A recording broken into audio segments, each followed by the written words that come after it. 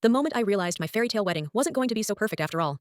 I always dreamed of a fairy tale wedding: white dress, flowers, music, the works. But I never thought the people I loved most would be the ones to try and destroy it, all because of who I chose to marry. His name is Sanjay, the kindest, calmest, most grounded man I've ever met. We met at work. He was the quiet one in meetings, always listening, always helping. I fell in love with the way he treated everyone with respect, and the way he treated me, like I was something precious. When I introduced him to my parents, I thought they'd see what I saw. But instead, they smiled, shook his hand, and then spent the whole night making jokes. "Mary, hope you're ready for a lifetime of curry. Does he even eat steak? Oh, you're marrying into Bollywood now." They laughed. I forced a smile, but I could see the hurt in Sanjay's eyes.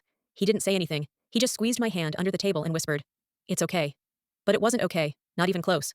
Over the next few months, it got worse. They'd make comments about his accent, about Indian traditions, even about how his mom dressed. Once, my dad actually said, "I hope you're not planning to wear one of those things at your wedding." He meant a sorry. I laughed it off every time, told myself they didn't mean harm. But deep down, I knew better. One weekend, Sanjay's family invited my parents for dinner. His mom cooked a beautiful meal: homemade paneer, dal, fresh rotis. The table looked like something out of a movie. But my parents? They walked in, sniffed the air, and said, "Oh, wow, that's strong." They spent the evening whispering, giggling, making faces when they thought no one noticed. When we got home, I went to bed and cried. For Sanjay, for his mom, for myself. Because I realized the people who raised me to be kind weren't kind at all. Still, I held on to hope. I thought maybe, on our wedding day, they'd see how much we loved each other. Maybe then, they'd stop. But I was wrong. The wedding was this beautiful blend of cultures: bright colors, flowers, music that made everyone want to dance. I wore a white gown with gold embroidery. Sanjay wore a cream sherwani. We looked like a dream. Just before the ceremony started, I couldn't find Sanjay. When I went looking, I saw my parents talking to him behind the venue. My heart dropped.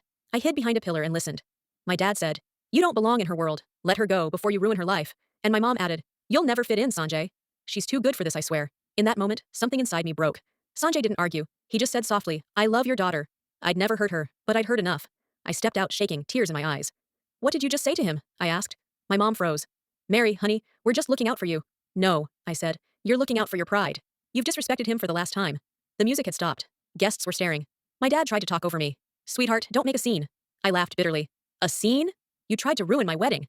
I turned to Sanjay, who looked both heartbroken and terrified for me, and I said, "Let's do this." Without them right there, I told the officiant to continue. My parents stood frozen as I married the man they never deserved to call their son-in-law. When we kissed, the whole room cheered, except for them. They left before the reception even began. It's been 6 months now. My parents have tried calling, apologizing, saying they didn't mean it like that. But I know what they meant. I always knew. And honestly, my life's never felt more peaceful. Sanjay's family loves me like their own. We cook together, laugh together, celebrate together. There's no judgment, just love.